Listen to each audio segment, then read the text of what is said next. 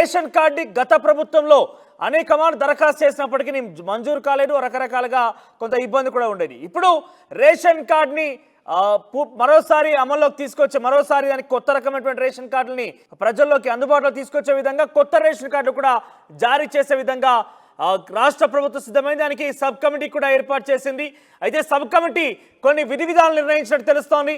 పాత రేషన్ కార్డుల స్థానంలో కొత్తవి జారీ చేయాలని నిర్ణయం తీసుకున్నారు.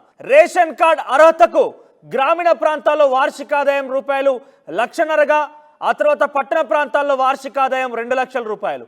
వ్యవసాయ భూములు మాగాని ఉంటే అది కేవలం 3.5 ఎకరాల లోపు మాత్రమే ఉండాలి. చెలక గనక ఉంటే అది 7.5 ఎకరాల లోపుగానే ఉండాలి.